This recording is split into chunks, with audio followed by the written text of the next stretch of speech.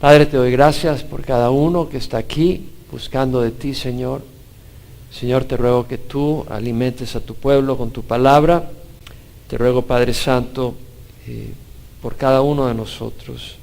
Por aquellos que no vinieron hoy, tú sabes si es enfermedad, tú sabes si es desidia, si es desánimo, si es el mundo que les ha traído. Tú sabes la situación, Padre, te rogamos que trabajes en sus vidas, animando, fortaleciendo, sanando, corrigiendo, despertando, Señor. En la manera que sea necesaria. Estamos en los últimos días, Señor, y el mundo adormece, hipnotiza, encanta a la gente, aún dentro de tu misma iglesia, Señor. Y te rogamos que tú despiertes a tu pueblo. Y los que estamos acá, Señor, bendice a cada uno de los que estamos acá. Señor, que podamos saber de que tú has estado con nosotros. Buscamos no una conferencia, Señor, buscamos oír tu voz. Y Señor, que tú ministres, que tú nos hables, Señor. Realmente vivimos en tiempos difíciles y queremos que tu voz sea más fuerte que la voz del mundo. Que tu voz sea más fuerte, Señor, y tu presencia más poderosa que los problemas que nos agitan. Señor, ministra a tu pueblo en nombre de Jesús. Amén. Se pueden sentar. Continuamos con la carta de Pablo a las iglesias en Galacia. Y sabemos realmente de que esas iglesias fueron fundadas por Pablo en su primer viaje misionero. La provincia de Galacia está en lo que es ahora Turquía y estaba hacia el centro, sur, un poco hacia el este. Estas iglesias que fundó Pablo eran Antioquía de Pisidia, en Listra, en Derbe, en Iconio. Y Pablo les escribe a estas iglesias y a otras que pudo haber fundado en Galacia, les escribe debido a los judaizantes que después de su primer viaje misionero llegaron a estas iglesias a decir que era necesario circuncidarse y obedecer la ley de Moisés para ser salvos. Pablo responde fuertemente defendiendo el Evangelio, porque el Evangelio es el poder de Dios para salvación. Y si tú distorsionas el Evangelio, eliminas la posibilidad de que la gente sea salva, porque el Evangelio tiene que ser limpio y puro. Si está contaminado, no salva, sino que engaña. Y vimos cómo Pablo en su primer capítulo de esa carta, bueno, él no la dividió en capítulos, él escribió la carta, pero en el primer capítulo él defiende su apostolado diciendo que él es un embajador, un apóstol no de hombres, pero de Dios mismo, y que fue nombrado no por hombres, no por una comisión de gente, sino por Jesucristo mismo. Mediante Jesucristo recibió el apostolado. O sea, defiende primero su posición y su autoridad, y luego habla de que el mensaje que él está dando, el evangelio que él ha estado enseñando, no lo recibió de hombre, no lo recibió de ninguna organización, lo recibió de Cristo mismo, una revelación directa. Y vimos, eso lo hemos estudiado, en el capítulo 2 vimos cómo Pablo hace mención, y eso lo tienes que unir junto con el libro de Hechos, capítulo 15, porque Pablo tiene que ir con Bernabé a Jerusalén, porque después de su primer viaje misionero, llegaron a Antioquía, el punto de partida, el punto de ministerio de Pablo era Antioquía, de ahí salía, era su home church, por decir así. Y desde Antioquía, Pablo escribe esta carta, pero después del primer viaje misionero, llegan judaizantes también a Antioquía, de hecho. Y cuando llegan, se arma una gran discusión entre Pablo y Bernabé junto con los judaizantes que decían que había que circuncidarse para ser salvo, y como hubo un conflicto ahí fuerte, no a golpes, pero sí doctrinal, la iglesia de Antioquía decide enviar a Pablo y a Bernabé a Jerusalén para que resuelvan el problema y traigan una confirmación de los apóstoles. Y va a Jerusalén, se forma el concilio de Jerusalén, hablamos de eso en domingos anteriores, y el domingo anterior, y en ese concilio se confirma que la salvación es por fe, que los gentiles no tienen que circuncidarse. Lo único que le recomiendan los apóstoles es de que se abstengan de la fornicación, porque era un pecado prevalente en esos días, de lo sacrificado a los ídolos, y de lo estrangulado y de la sangre, porque la vida está en la sangre, como dice el Antiguo Testamento. y era solo para sacrificarse a Dios y no tenía por qué comerse la sangre. Pero no había que observar la ley ceremonial. Regresa Pablo y Bernabé a Antioquía con Silas y Judas, un tal Judas, de la iglesia de Jerusalén a Antioquía, confirmando la carta, llevando la carta y confirmando la resolución de los apóstoles, que no era necesario circuncidarse. Pero al poco tiempo llega Pedro, de visita de Jerusalén, y estando en Antioquía, come con los gentiles, chuletitas de cerdo, come comida inmunda de acuerdo a los judíos. Pero cuando llegan los judaizantes, o sea, los judíos de Jerusalén que insistían en la circuncisión, Pedro se retrae. Y al retraerse y al ya no comer con los gentiles, Bernabé también se retrae. Y los judíos empiezan a retraer de los gentiles, haciendo sentir a los gentiles incompletos, que realmente por no haberse circuncidado ellos eran incompletos, por comer comida supuestamente inmunda por el Antiguo Testamento, ellos no estaban bien. En otras palabras, por su cobardía, Pedro y Bernabé, que fue arrastrado en esa hipocresía, estaban haciendo que los gentiles empezaran a creer que era necesaria la circuncisión para estar a nivel de los demás. En otras palabras, estaban corrompiendo el evangelio. Pedro mismo, la roca de la iglesia, no, Pedro es Jesucristo. Y como resultado, Pablo tiene que reprenderlo públicamente. Y leímos eso. Ahora continuamos con el capítulo 3, donde Pablo defiende el evangelio de la gracia. Bueno, en el capítulo 2, en el versículo 16 y versículo 21, habla del evangelio de la gracia. Lo voy a leer, dice: el hombre no es justificado por las obras de la ley, sino mediante la fe en Cristo Jesús. También nosotros hemos creído en Cristo Jesús para que seamos justificados por la fe en Cristo y no por las obras de la ley, puesto que por las obras de la ley nadie será justificado. Y el versículo 20, Pablo dice: no hago nula la gracia de Dios, porque si la justicia viene por medio de la ley, entonces Cristo murió en vano. Entonces ahora continuamos con el capítulo 3, y si ponen atención, dice: oh Gálatas insensatos, ¿quién os ha fascinado a vosotros, ante cuyos ojos Jesucristo fue presentado públicamente como crucificado? Esto es lo único que quiero averiguar de vosotros. ¿Recibisteis el Espíritu Santo por las obras de la ley o por el oír con fe? Tan insensatos sois, habiendo comenzado por el Espíritu, ¿vas a terminar ahora por la carne? ¿Habéis padecido tantas cosas en vano, si es que en realidad fue en vano? Aquel pues que os suministra el Espíritu y hace milagro entre vosotros, ¿lo hace por las obras de la ley o por el oír con fe? Así Abraham creyó a Dios y le fue contado como justicia. Por consiguiente, sabed que los que son de fe, estos son hijos de Abraham. Y la Escritura, preveyendo que Dios justificaría a los gentiles por la fe, anunció de antemano las buenas nuevas a Abraham, diciendo: en ti serán benditas todas las naciones. Así que los que son de fe son bendecidos con Abraham el creyente. Porque todos los que son de las obras de la ley están bajo maldición. Pues escrito está: maldito todo el que no permanece en todas las cosas escritas en el libro de la ley para hacerlas. Y que nadie es justificado ante Dios por la ley es evidente, porque el justo vivirá por la fe. Sin embargo, la ley no es de fe. Al contrario, el que las hace vivirá por ellas. Cristo nos redimió de la maldición de la ley, habiéndose hecho maldición por nosotros, porque escrito está: maldito el que cuelga de un madero, a fin de que en Cristo Jesús la bendición de Abraham viniera a los gentiles, para que recibiéramos la promesa del Espíritu mediante la fe. Bueno, esto encierra mucha doctrina y mucha enseñanza importante. Y podía pasar rápidamente, mencionar un par de cosas y continuar. Pero yo creo de que es una linda oportunidad para meditar en algunos aspectos fundamentales de la fe. Número 1, y son pertinentes a nuestros días. Número 1, Pablo dice: oh Gálatas insensatos, ¿quién os ha fascinado a vosotros, ante cuyos ojos Jesucristo fue presentado públicamente como crucificado? Interesante, Pablo dice: oh Gálatas insensatos. Y la palabra ahí, anetos, quiere decir una persona que carece de sentido, de sensatez.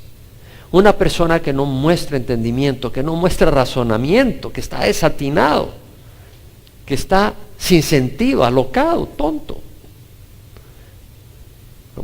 En lenguaje secular, Pablo les diría: Gálatas, qué burros son. Pero como sabía que estaba escribiendo escritura, no les digo que burros, les digo que insensatos son. Pero la idea era eso. no están pensando. Número uno, me hace pensar, porque hay muchas personas que creen que nuestra fe, cualquier cosa vale. Ni lo pienses, ni lo consideres. Y son insensatos. Y se dejan llevar por todo tipo de doctrina loca. Y ahí va por fulano, ahí andan por fulana detrás. Es decir, nuestra fe no es una fe ciega sin sentido. Es necesario razonar. Necesitamos reflexionar, necesitamos meditar en las cosas para que no seamos insensatos. Necesitamos usar la cabeza. Pablo da tremendos argumentos poderosos en sus epístolas. Tremendos argumentos, y hay que echarle coco a eso que dice. No basta el cerebro, se requiere el Espíritu Santo. Pero también se requiere el cerebro. Se requiere el cerebro. Y muchas personas dicen, bueno, tengo el Espíritu Santo, no voy a usar el cerebro. ¿Y para qué crees que Dios te dio cerebro?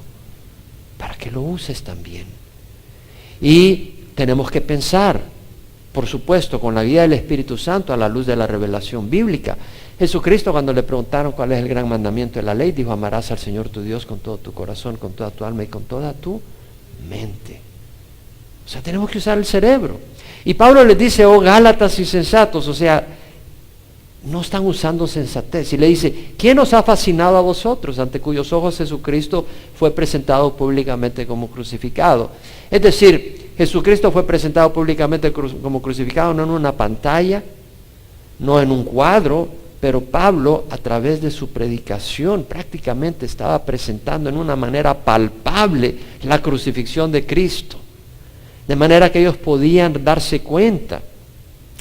Y dice: ¿quién nos ha fascinado? Y me llama la atención las palabras que usa Pablo, porque la palabra fascinar acá quiere decir encantar, pero encantar como cuando los hindús tocan la flauta y encantan una cobra, es decir, embrujar, por decir así, un encantamiento, seducir como con magia, hechizar. Pablo dice: ¿quién nos ha encantado? En otras palabras, Cristo fue presentado públicamente crucificado para ustedes. Para ustedes deben de entender que Cristo claramente es la respuesta. No necesitamos añadir obras. Y el pensar que tienes que añadir obras es que estás aturdido. ¿Por qué le quieres añadir obras? ¿Por qué quieres añadir toda la ley? Circuncidarse, alimentos inmundos, no alimentos limpios, observar estas fiestas y todo el sistema de sacrificios. ¿Por qué vas a añadir todo eso? Alguien te tiene aturdido. Se requiere que te cautiven. Y lo que pasa es que Satanás seduce a la gente. Claro, hay un anzuelo. Cuando tú sientes de que, te puedes vanagloriar en algo, tú lo abrazas rápido. O si yo me circuncidé. O si yo guardo el sábado. Y ya empiezas a vanagloriarte de ese anzuelo que alimenta el orgullo de uno y la gente lo abraza rápidamente. Pero todo argumento que te aleje de lo que hizo Jesucristo en el Calvario como algo suficiente, eso viene de Satanás. Todo aquello que te aleje de lo que hizo Jesús y bombardee lo que hizo Jesús y diga no es suficiente, eso viene de Satanás. Pablo, en su primera carta a los Corintios, dice: en verdad los judíos piden señales y los griegos buscan sabiduría, mas nosotros predicamos a Cristo crucificado. Piedra de tropiezo para los judíos, necedad para los gentiles, para nosotros los llamados. Cristo es el poder de Dios y la sabiduría de Dios. Es decir, lo que hizo Cristo en la cruz, ahí está el poder de Dios para destruir el pecado, destruir las cadenas del infierno y de llevarnos al cielo. Y Pablo dice en el versículo 2: esto es lo único que quiero averiguar de vosotros. ¿Recibiste el Espíritu por las obras de la ley o por el oír con fe? ¿Por qué menciona el Espíritu aquí Pablo? Hay una razón. ¿Recibiste el Espíritu? Está hablando del Evangelio. Pero luego dice: ¿recibiste el Espíritu por las obras de la ley o por el oír con fe? ¿Por qué pregunta eso Pablo? ¿Por qué menciona Pablo el Espíritu Santo? Porque un evangelio falso no te da el Espíritu Santo. El Espíritu Santo se recibe cuando recibes salvación. Al ser salvo recibes el Espíritu Santo. Y si tú tienes un evangelio falso, no puedes ser salvo. Entonces no puedes tener el Espíritu Santo. Y si tú tienes el Espíritu Santo es porque oíste el evangelio correcto. Y lo recibiste. Entonces vemos que el Espíritu Santo está asociado con el evangelio correcto y con recibir al Señor. Con recibir el evangelio correcto. Pues si no te anuncian el evangelio correcto, no puedes recibir el Espíritu Santo. Entonces Pablo está diciéndole, ¿recibiste el Espíritu Santo por las obras de la ley o por el oír con fe? Ellos habían recibido el Espíritu Santo. Había la manifestación externa que hablaba en lenguas y otras manifestaciones. Ellos sabían que habían recibido el Espíritu Santo. Y Pablo les hace una pregunta retórica. La respuesta era clara. Era por el oír por fe. ¿Por qué? Porque jamás les predicó Pablo la ley. Jamás Pablo les dijo que había que circuncidarse. Pablo jamás les dijo de que tenían que observar fiestas religiosas, no comer animales inmundos, etc. Pablo jamás les habló de la ley. De hecho, Cornelio, cuando Pedro llegó a la casa de Cornelio, estaban todos reunidos, cuando oyeron a Pedro dar el evangelio, recibieron el Espíritu Santo ahí mismo ellos, sin circuncidarse, sin saber nada de animales inmundos y animales limpios. O sea, y lo mismo las iglesias en Galacia sabían que habían recibido el Espíritu Santo por el oír por fe. Entonces ellos podían saber, ese es el evangelio correcto. Solo basta en oír, no es necesario la ley. El Espíritu Santo es un don prometido a todos los creyentes. Porque si se recibe al recibir al Señor, si se recibe al oír el evangelio con fe, pues todos los creyentes son los que han creído en el evangelio. Los creyentes son los que han creído en el evangelio. Y los que hemos creído en el evangelio, en el momento que creemos, recibimos el Espíritu Santo. En ese momento recibimos el Espíritu Santo. Es un regalo. Jesús en Lucas, cuando dice, suponed que uno de vosotros que es padre, su hijo le pide pan, ¿acaso le dará piedra? Y si le pide un pescado, ¿acaso le dará una serpiente en lugar del pescado? Y si le pide un huevo, ¿acaso le dará un escorpión en lugar del huevo? Y luego les dice Jesús, si ustedes siendo malos, sabéis dar buenas dádivas a vuestros hijos, cuanto más vuestro Padre Celestial dará el Espíritu Santo a quienes se lo pidan. Veamos que está diciendo el Señor, si ustedes siendo malos saben dar buenas dádivas. Es decir, si tu niño de 6 años viene a ti y te dice, papi, tengo hambre, ¿me puedes dar de comer? No, vete a trabajar y cuando ganes dinero te vendo la comida. Papi, no sé trabajar. Y lo mismo, nosotros no sabemos recibir el Espíritu Santo por nuestros méritos. ¿Sí me explico? Por nuestros méritos no podemos ganar el Espíritu Santo. Si el Señor nos dijera, ve a trabajar y ganarte el privilegio de recibir el Espíritu Santo, le vamos a decir, Señor, ¿cómo? Y por eso el Señor nos lo regala. Como un padre, si un padre malvado le da de comer a su hijo y se compadece, Dios sabe que necesitamos el Espíritu Santo. Y no lo da. Es un regalo, es una dádiva. Eso es claro, y se da, y nos lo da nomás recibirlo. Es una promesa del Señor. En Juan 14, 16 al 17 le dice, yo rogaré al Padre y Él os dará otro consolador. Él os dará, no titubea, tal vez te dará, no. Él os dará otro consolador para que esté con vosotros para siempre. El Espíritu Santo va a estar con su iglesia siempre. Pero cuando la iglesia sea arrebatada, el Espíritu Santo va con la iglesia. Pero mientras está la iglesia en la tierra, el Espíritu Santo está con su iglesia. Y su iglesia no es una denominación. Algunas denominaciones se mueren. Y el Espíritu Santo ya no está ahí. Como la iglesia de la Odisea. Yo estoy a la puerta y toco, dice el Señor. Si alguno escucha mi voz y abre la puerta, yo entraré y cenaré con él y él conmigo. ¿Por qué? Porque Jesús estaba fuera de la iglesia. Estaba la iglesia ahí, pero Jesús estaba fuera de la iglesia. El Espíritu no estaba ahí. Entonces vemos de que el Señor promete el Espíritu para siempre y luego dice el Espíritu de verdad, a quien el mundo no puede recibir porque ni le ve ni le conoce. El Espíritu de verdad. ¿Cómo le doy gracias a Dios por el Espíritu de verdad? Cada vez más y más y más puedo relacionar el pecado con la mentira y el engaño. Este mundo tiene tentáculos y atrae, pero es engañoso. Es engañoso. Y mientras tú no te des cuenta del engaño que está ahí detrás de esos tentáculos, te agarran y te arrastran. Pero es engañoso. Y si tú no te das cuenta, tarde o temprano, toda decisión fuera de la voluntad de Dios te arrastra con consecuencias terribles. Versículos 14, 16 al 17 de Juan, donde dice: el Espíritu de verdad, quien el mundo no puede recibir porque ni le ve ni le conoce, pero vosotros sí le conocéis porque mora en vosotros, con vosotros y estará en vosotros. Jesús prometió que el Espíritu Santo iba a estar en los discípulos, en los creyentes, estará en vosotros. Cuando Pedro predicó en Pentecostés que había venido el Espíritu Santo y hubo un ruido como ráfaga de viento y la gente de Jerusalén rodeó a los apóstoles, a los discípulos, para ver qué estaba pasando. Ellos empezaron a declarar las bendiciones de Dios en lenguas. Cada uno le oía en su propia lengua. Y Pedro se levanta y empieza a predicar. Dice: estos hombres no están borrachos como ustedes suponen, algunos de ustedes. No, esto fue lo que fue prometido, que en los últimos días sería derramado el Espíritu Santo. Y cuando les predica el Evangelio Pedro a los judíos que estaban reunidos, ellos se dan cuenta que han crucificado al Mesías. Y dice: ¿qué haremos? Estaban compungidos de corazón. Y dice: ¿qué haremos? Y Pedro les dice: arrepentíos y creed y sed bautizados. Es decir, arrepentíos y sed bautizados cada uno de vosotros en el nombre de Jesucristo para perdón de vuestros pecados. Arrepentíos y sed bautizados cada uno de vosotros en el nombre del Señor Jesucristo. Es decir, está proclamando el nombre de Jesús. Está diciendo que hay que arrepentirse. Claro, si tú no te arrepientes no vas a recibir el Espíritu Santo, porque el Espíritu Santo es prometido a los hijos de Dios, es decir, a aquellos que se arrepienten y buscan a Dios.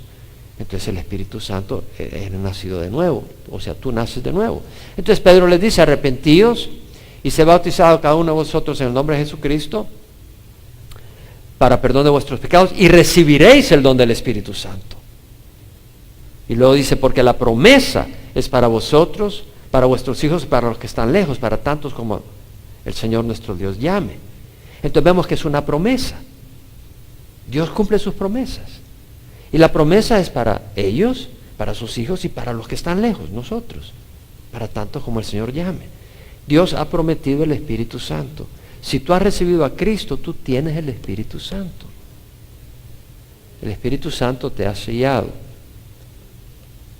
Ahora entiende bien, pues, de que el Espíritu Santo se recibe por oír con fe, no por observar ritos religiosos, no por sacrificios o penitencias. Tú dices: bueno, yo necesito más del Espíritu, voy a hacer penitencia. No, no necesitas hacer penitencia. Pídele al Señor. Versículo 3: tan insensatos sois, dice Pablo, habiendo comenzado por el Espíritu, vais a terminar ahora por la carne. Me gustan las traducciones en inglés, dice: are you now being made perfect by the flesh? New King James Version. O sea, estás siendo perfeccionado en la carne. Como dice la New American Standard: are you now being perfected by the flesh? Estás tú siendo completado, madurado por las obras de la carne. En otras palabras, Pablo les está diciendo: ustedes comenzaron en el Espíritu. ¿Cómo comenzaron en el Espíritu? Bueno, comenzaron por fe. Y por fe recibieron el Espíritu Santo. Por fe, al creer por fe, el Espíritu Santo los hizo nacer de nuevo. Al creer con fe, el Espíritu Santo empezó a hacer milagro entre ustedes. Al creer con fe, el Espíritu Santo empezó a transformar sus vidas. Dejaron de tomar, dejaron de golpear a sus cónyuges, dejaron de golpear a sus hijos, empezaron a dar un buen testimonio. O sea, el Espíritu Santo empezó a hacer eso en sus vidas. Y empezando por el Espíritu, ahora ustedes quieren hacer la obra y perfeccionarla por medio de observar ritos. Pablo dice: están locos. Tan insensatos sois, habiendo comenzado por el Espíritu, vais a terminar ahora por la carne. La obra de Dios la hace Dios. ¿Qué es lo que dije? La obra de Dios la hace ¿quién? Dios. La hace a través nuestra, pero la hace Dios. Y todo lo que nosotros tenemos que hacer es oír con fe. El Espíritu Santo es el que nos da un nuevo nacimiento. Tú no te puedes hacer nacer de nuevo. Es el Espíritu Santo que lo hace. Tú lo único que tienes que hacer es creer. El Espíritu Santo hace obras poderosas nuestras. Yo recuerdo recibir al Señor en el 84 y empecé a ver grandes milagros que jamás soñé yo los iba a ver en persona. Los deseaba cuando era niño, pero nunca, o sea, los deseaba, pero los vi cuando recibí al Señor. pero fuera el Espíritu Santo. Y el Espíritu Santo nos transforma. Cuando se le acercaron los judíos después de la multiplicación de panes a Jesús, le dijeron, ¿qué debemos de hacer para poner en práctica las obras de Dios? ¿Qué es lo que tenemos que hacer? Siempre queremos vanagloriarnos en nuestro esfuerzo. Jesús les dijo, esta es la obra de Dios, que creáis en el que Él ha enviado. Si tan solo creen en mí, si tan solo creemos en Jesús, en lo que Él ha dicho, vamos a obedecer y vamos a ver el poder de Dios. Realmente muchos estamos buscando un encuentro poderoso con Dios. Cuando Pablo le escribe a Tito, en su epístola le dice que Dios nos salvó no por obras que hubiéramos hecho nosotros, obras de justicia, sino por su misericordia, por medio del lavamiento de la regeneración y la renovación por el Espíritu Santo.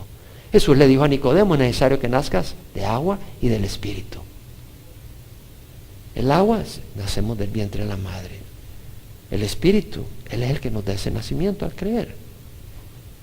En Efesios, Pablo les escribe a la iglesia en Éfeso y les dice, después de escuchar el mensaje de la verdad, el evangelio de nuestra salvación, y habiendo creído, fuiste sellados en Jesús con el Espíritu Santo de la promesa.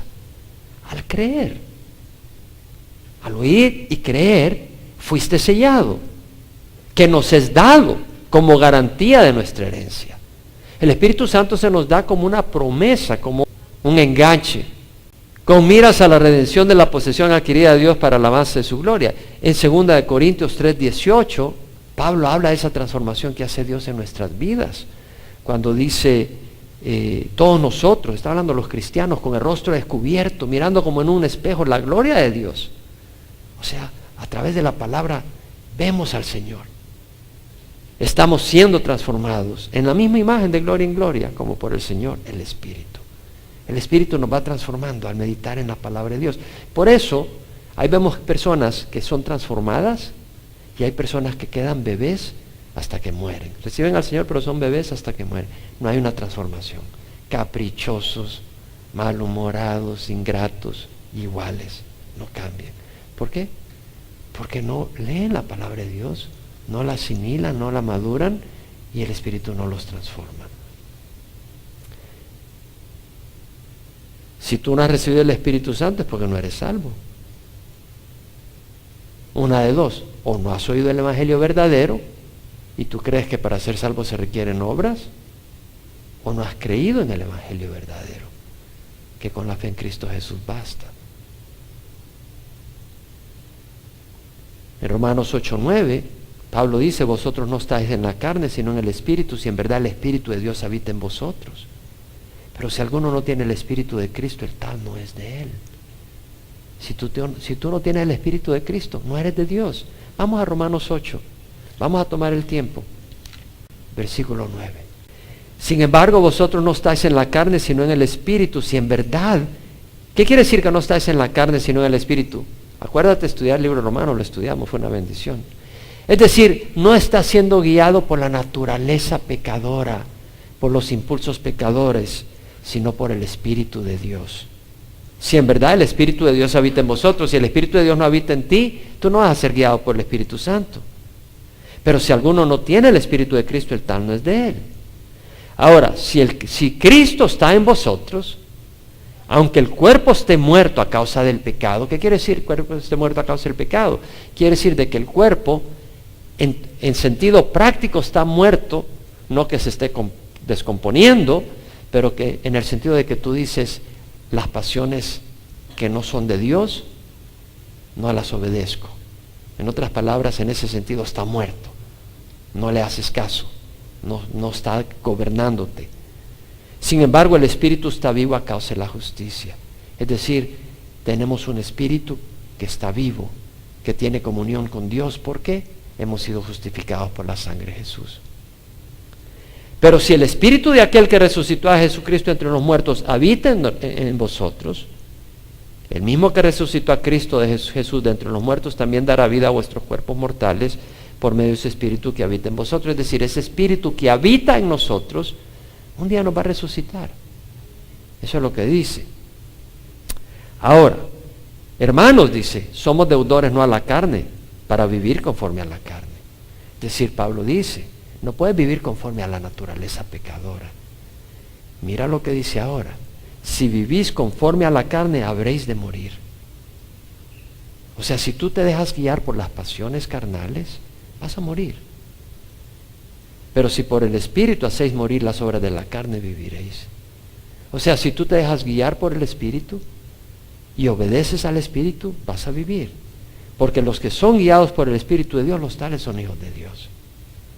O sea, el Hijo de Dios no es el que entra por las puertas de esta iglesia. Espero que eso sea cierto. Pero el Hijo de Dios es el que es guiado por el Espíritu de Dios. ¿Estamos? Ese es el Hijo de Dios. Los que son guiados por el Espíritu de Dios, los tales son hijos de Dios. ¿Lo podemos decir juntos? Los que son guiados por el Espíritu de Dios, los tales son hijos de Dios. Lo vamos a repetir como con ganas, como que sí es palabra de Dios, porque es palabra de Dios. Versículo 14 de Romanos 8. Los que son guiados por el... Vamos a repetir porque los oigo muy débiles. Los que son guiados por el Espíritu de Dios, los tales son hijos de Dios. Es una declaración de Dios. ¿Creen usted que es verdad? Ok. Entonces los que no son guiados por el Espíritu de Dios, los tales no son hijos de Dios. Ahora Pablo dice, no habéis recibido un espíritu de esclavitud para volver otra vez al temor, sino que habéis recibido un espíritu de adopción como hijos por el cual clamamos, Abba, Padre. O sea, recibimos el Espíritu Santo que nos permite venir a Dios y decirle, papá, papito, dad. El Espíritu mismo da testimonio a nuestro espíritu que somos hijos de Dios. Y si hijos de Dios, herederos, herederos de Dios y coherederos con Cristo, si en verdad padecemos con Él, a fin de que seamos glorificados con Él. Vemos pues la importancia del Espíritu Santo. Ahora Pablo, vamos a Gálatas de nuevo, capítulo 3, dice, tan insensatos sois, habiendo comenzado por el Espíritu, vas a terminar en la carne. Una vez más, es una insensatez pensar que yo voy a lograr aprobación de Dios con mis obras. No, la aprobación ante Dios es por su sangre derramada. Y eso es importante. Porque cuando empezamos a caminar con el Señor, ¿verdad? Y empezamos a ver, wow, ya no me emborracho. Qué bueno. Y entonces ya dejas de hacer esas cosas y empiezas a cambiar. Y ya dice, oh, yo ya soy medio bueno. Ya el Señor está feliz que me tiene en su equipo. Y ya empiezas a creer de que tú eres aprobado por tus obras. Y dices, híjole, hoy le grité a la gallina. Hoy me enojé con el perro. Ya no estoy bien con Dios. Y no es cierto. Hoy ya no di tanto. Hoy ya no fui 4 días a la semana. Solo fui un día a la semana. Ya no estoy aprobado por Dios. ¿En qué está basando tu aprobación? ¿En la sangre de Jesús o en tus obras? Si es en la sangre de Jesús, estás aprobado. Y hay un peligro de que los que tenemos años de estar caminando con el Señor, empezamos a dudar de nuestra presencia, de nuestra posición ante Dios. Porque empezamos a depender de nuestras obras. Yo ya estoy enseñando la palabra en la escuela dominical, o yo ya estoy haciendo esto, y ya estoy poniendo mi fe en lo que yo hago y no en lo que hizo Jesús en la cruz. Y pasas con espíritu de condenación todo el tiempo. Porque nunca las obras te van a hacer sentir bien ante Dios. Óyeme bien, nunca vas a ser más justo que el día que creíste en Jesús y pusiste tu fe en Él. Ese día tu justicia fue perfecta. No puede ser más justo que la justicia perfecta. ¿Qué dice la palabra del Señor en 2 de Corintios? Dice, Dios estaba en Cristo reconciliando al mundo consigo mismo, no tomando en cuenta a los hombres sus transgresiones. Y nos ha dado a nosotros el mensaje de reconciliación. Por tanto, somos embajadores de Cristo. Como si Dios rogara por medio de nosotros, rogamos reconciliados con Dios. Aquel que no conoció pecado, le hizo pecado, para que nosotros fuéramos hechos justicia de Dios en Él. Nuestro pecado se transfirió a Jesús. Y la justicia de Jesús se transfirió a nosotros el día que creímos. ¿Podemos ser más justos que Jesús? No. Y el día que creíste, recibiste la justicia de Jesús. Qué lindo, ¿verdad? Maravilloso.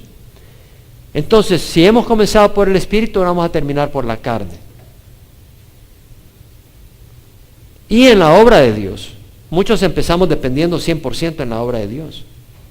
Entonces, empezamos en el Espíritu.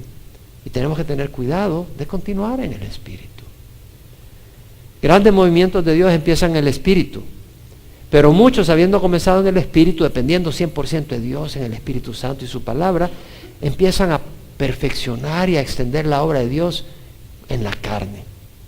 Reemplazan el poder de Dios con tradiciones y programas, porque eso sí lo puedes planear.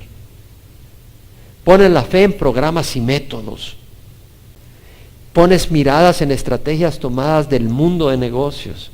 Implementas incentivos carnales para crecimiento de la iglesia. Para empezar, la meta de la iglesia está confundida en muchos lugares. Enseñan programas de superación en lugar de predicar todo el consejo de la palabra de Dios. Meten psicología. Introducen programas de entretenimiento para retener a la gente. Es como que si Noé hubiera dicho, vamos a poner una película para que se metan en el arca. Esa no era la manera de salvarlos. Tenían que ser hombres y mujeres de fe. Administran la iglesia por medio de reuniones de planificación donde quien manda es la mayoría y no la guía del Espíritu Santo. La iglesia no es una democracia. Dejamos guiar por la palabra y el Espíritu Santo. Entonces Pablo les dice, ¿habéis padecido tantas cosas en vano, si es que en verdad fue en vano? ¿Por qué les dice eso, Pablo? ¿Por qué? Porque la cruz de Cristo, a algunos les parece necedad. A otros es una piedra de tropiezo. Entonces, cuando tú proclamas la cruz de Cristo, algunos se van a burlar de ti. Otros te van a despreciar y otros te van a perseguir. Y Pablo les dice, habéis padecido tantas cosas en vano. Es decir, ustedes pusieron la fe en Jesús, en el sacrificio de Jesús, y eso les trajo persecución. ¿Habrán sido perseguidos para nada? O sea, ¿fue en vano esa persecución? Si es que en realidad fue en vano. No fue en vano. Porque confiar en Jesús exclusivamente no es en vano. Pero si ellos dejan de confiar en Jesús, toda esa persecución fue en vano. Porque si tú dejas de confiar en Jesús y añades obras, te caes de la gracia. Y si tú no permaneces en Jesús, tú no estás en Jesús, eres cortado y tirado al fuego. Lee Juan 15. Y luego dice, aquel pues que os suministra el Espíritu y hace milagros entre vosotros, los hace por las obras de la ley o por el oír con fe. El que suministra el Espíritu es Dios. Lo da al oír con fe. Y Él hace milagros. Dios hace milagros. Hoy en día hace milagros. Al oír con fe, al oír la voz del Señor. No es por las obras de la ley. No te tienes que circuncidar, no tienes que abstenerte de carne de cerdo, a menos que tu colesterol sea alto, por supuesto. No tienes que observar el sábado. Y las mujeres pueden llevar cabello corto, no tiene que ser largo, pueden usar perfume. En algunos lugares la mujer no puede usar perfume, no pueden usar pantalones, no pueden usar maquillaje,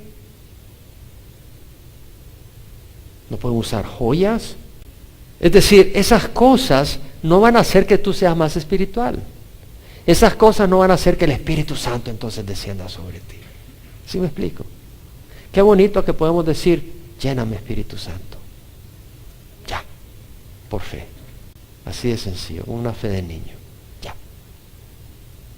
Es lo que nos dice el Señor. Y luego dice, así Abraham creyó a Dios y le fue contado por justicia. Es decir, es de creer. Lo vimos el domingo pasado. En Génesis 15, 1 al 6. Váyate, Génesis 15, acuérdate. Abraham acababa de rescatar a Lot cuando algunos reyes de Oriente habían venido a pelear contra 5 reyes en la zona de Sodoma y Gomorra. El rey de Sodoma, de Gomorra, de Adán, de Seboim y de Zoar. Y se habían llevado cautivo a Lot. Y Abraham sale corriendo y lo rescata.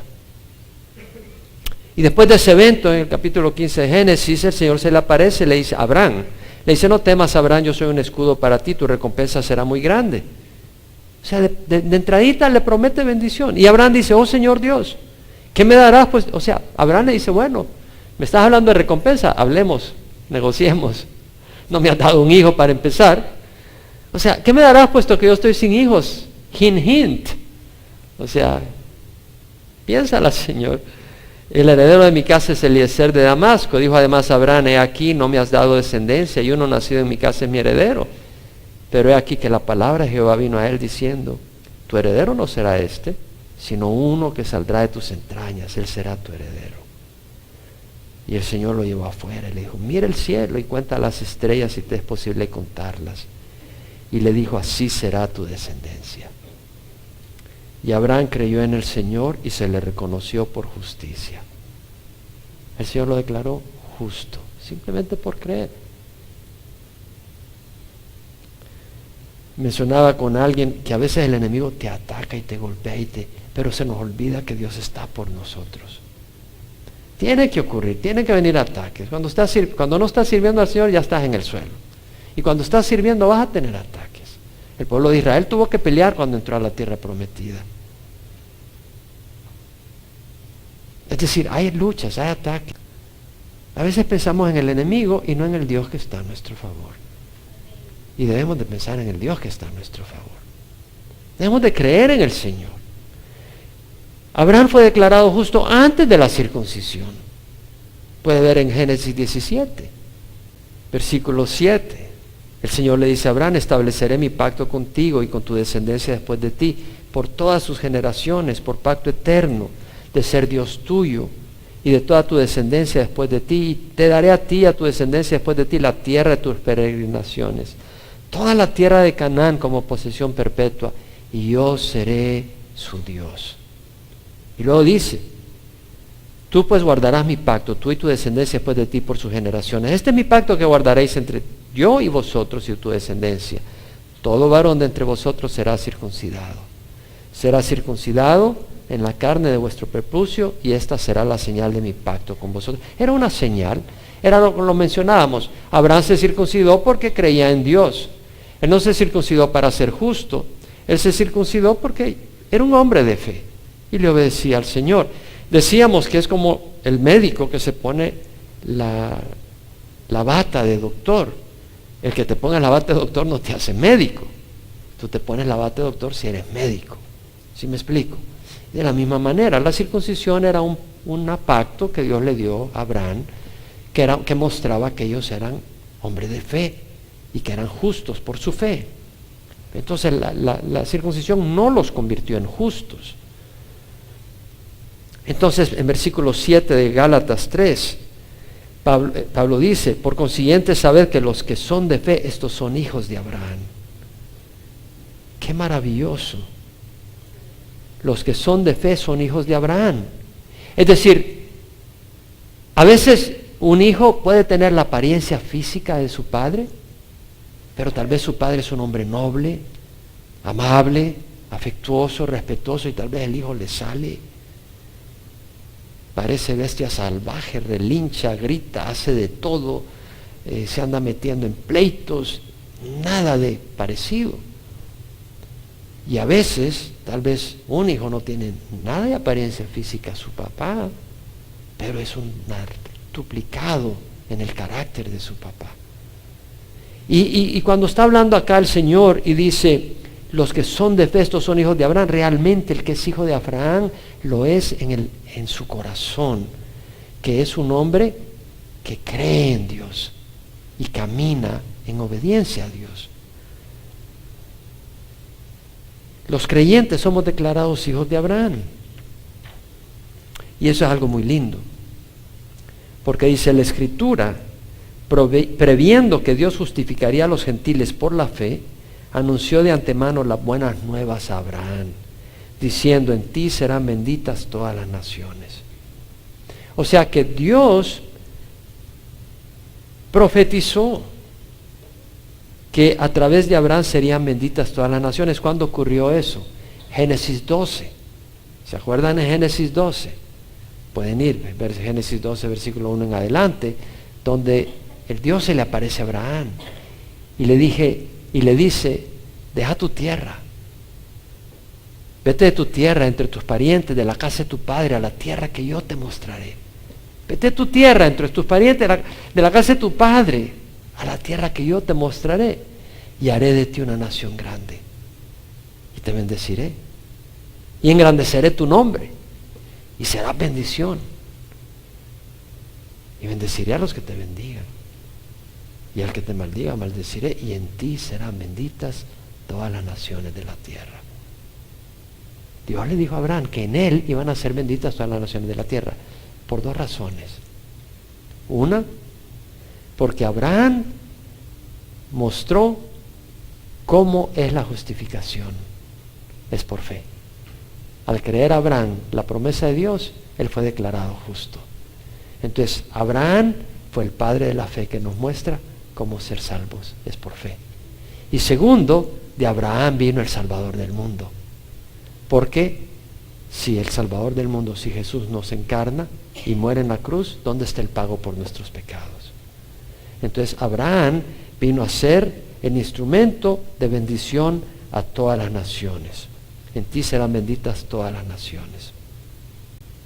Luego dice en el versículo 9, así que los que son de fe son bendecidos con Abraham el creyente. ¿Eres de fe? ¿Crees en Dios? Tienes las bendiciones de Abraham.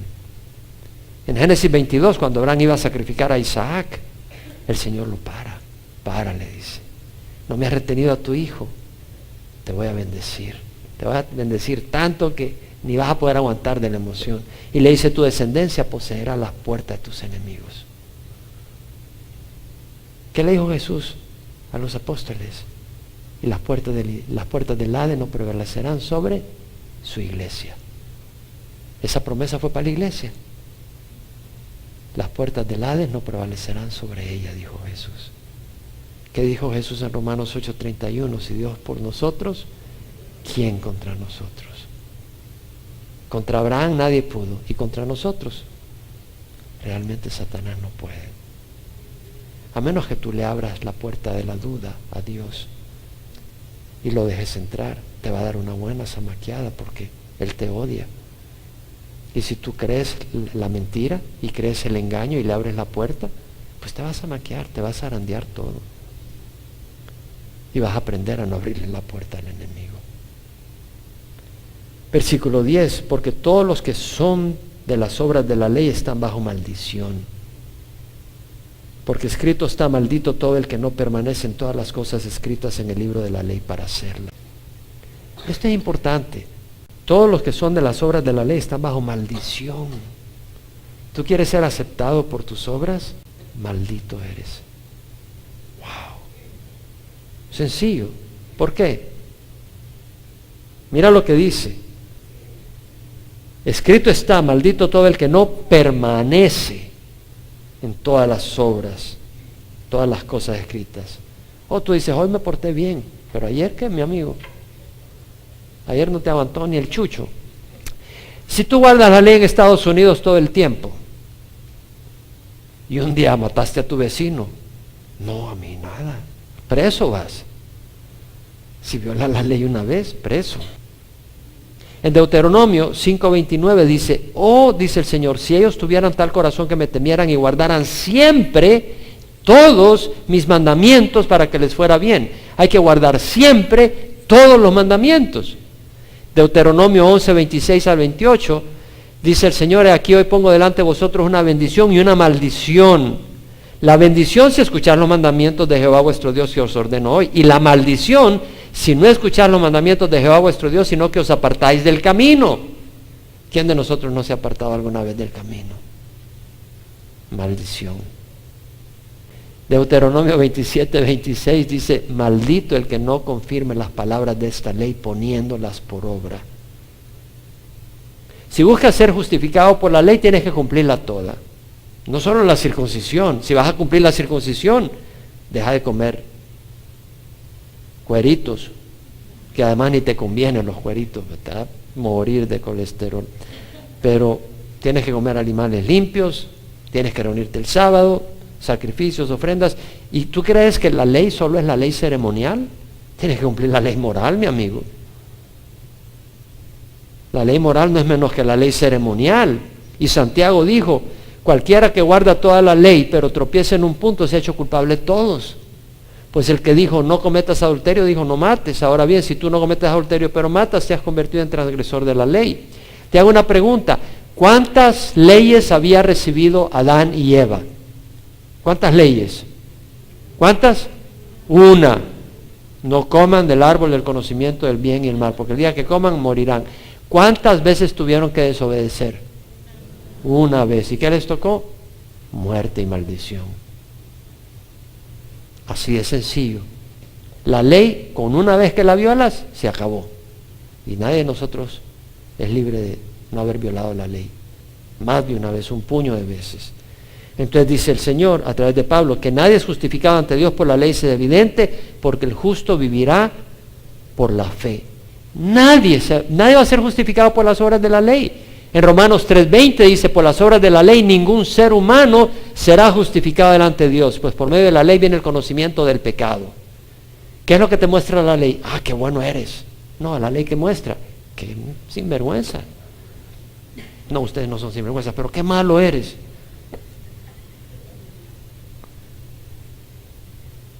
Nadie es justificado ante Dios por la ley. El justo vivirá por la fe. Cuando nosotros ponemos la fe en Cristo Jesús, tenemos vida. Jesús lo dijo: en verdad, verdad os digo, el que oye mi palabra y crea al que me envió, el que oye y crea al que me envió, tiene vida eterna. Y no vendrá condenación, mas ha pasado de muerte a vida. En verdad os digo, la hora viene y ahora es cuando los muertos oirán la voz del Hijo de Dios, y los que oigan, vivirán. Cuando dice el justo vivirá por la fe, no solo quiere decir de que tenemos vida por la fe, pero continuamos viviendo en fe. Es lo que dice Romanos. No me avergüenzo del Evangelio, porque es el poder de Dios para salvación de todo el que cree. Primeramente el judío, después del griego, porque en el Evangelio la justicia de Dios se revela por fe y para fe. O sea, recibimos al Señor por fe y caminamos en fe. Sin embargo, la ley no es de fe, al contrario, el que las hace vivirá por ellas. Es decir, si tú quieres ser aceptado a Dios por la ley, tienes que hacerla toda, porque para vivir tienes que cumplir toda la ley. En Levítico 18:5 está escrito: guardaréis mis estatutos y mis leyes, por los cuales el hombre vivirá si los cumple. Yo soy Jehová. Tienes que cumplir toda la ley para ser salvo. Si quieres ser aceptado por la ley, tienes que cumplir toda la ley. Y en versículo 13 dice: Cristo nos redimió de la maldición de la ley, habiéndose hecho maldición por nosotros, porque Cristo está maldito todo el que cuelga de un madero. Cristo se hizo maldición. En Deuteronomio 21, no te necesitas ir ahí, te lo voy a leer. Deuteronomio 21, versículo 22 al 23 dice lo siguiente: si un hombre ha cometido pecado digno de muerte y se le ha dado muerte y lo has colgado de un árbol. Es decir, en Israel, cuando alguien había cometido alguna cosa mala, una fechoría, lo mataban, lo apedreaban, lo mataban y luego lo colgaban de un árbol. Y dice la palabra: su cuerpo no colgará del árbol toda la noche, sino que ciertamente lo enterrarás el mismo día, pues el colgado es maldito de Dios, para que no contamine la tierra que Jehová tu Dios te da en heredad. Jesús fue declarado maldito de Dios en el último momento en la cruz. Todo el pecado nuestro cayó sobre él. Son palabras fuertes, sumamente fuertes. Es que nosotros merecemos la maldición. Esa maldición no desapareció. Esa maldición estaba ahí. y alguien tenía que cargarla, y Jesús la cargó, la maldición. Pablo lo dice, maldito todo el que cuelga de un madero. Vamos a leerlo de nuevo. Agarra el versículo 13, míralo conmigo, no lo dejes escapar. Tienes que ver el precio que Jesús pagó. Cristo nos redimió de la maldición de la ley, habiéndose hecho, ¿qué dice? Maldición por nosotros. Porque escrito está, maldito todo el que se cuelga, todo el que cuelga de un madero. Cristo fue hecho maldición. Yo no me atrevería a decir esto si no hubiera estado escrito. Cristo fue hecho maldición por nosotros. Wow. ¿Quieres añadirle tus obras a lo que hizo Jesús? Te avergonzaría. A fin de que en Cristo Jesús la bendición de Abraham viniera a los gentiles, para que recibiéramos la promesa del Espíritu mediante la fe. Vamos a cerrar. La enseñanza de hoy tiene varias cosas y te quiero invitar a un par de cosas. Número 1, Cristo fue hecho maldición por nosotros. Si tú no has recibido a Cristo, tú eres maldito de Dios por haber roto la ley. ¿Te das cuenta? Cristo fue hecho maldición por nosotros, pero si tú no recibes a Cristo, tú eres maldito de Dios, porque tú has roto la ley y no estás aceptando lo que Jesucristo pagó. Y si tú nos ves por internet, o tú estás en el salón familiar, o tú estás acá, ¿y quién es el que no ha recibido al Señor? No me importa que hayas dicho sí en una cruzada. Si tú no tienes el Espíritu, si tú no estás siendo guiado por el Espíritu, si tú no estás caminando por el Espíritu Santo, ten cuidado. Tal vez tú no tienes al Señor, tal vez tú no lo has recibido. Pide al Señor perdón y recibe a Jesucristo. Yo te invito a que hoy recibas a Cristo en tu corazón. Si no has recibido a Cristo, ora conmigo. Padre, te ruego perdón por mis pecados. Gracias por enviar a Jesús a ser maldición por mí. Él no merece ser maldición. Jesús no merece ser maldición por mí.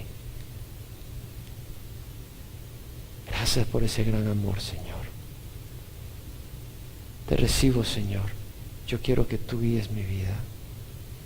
Tu gran amor, tu poder, tu rectitud, tu compasión, me vuelven a mí deseoso de abrir mi corazón para que tú dirijas mi vida. Te recibo como Señor, Dios y Salvador mío. Si has orado con fe, Dios entra en tu vida. Dios entra en tu vida. Y tal vez tú has estado confiando en otras cosas para ser justo. ¿Qué tal si dejas de confiar en tus obras, en tus esfuerzos y descansas en el Señor? Y confía en el Señor y descansa en la obra de Jesús en la cruz. Él no se hizo maldición en la cruz en vano. Que se aplique en tu vida.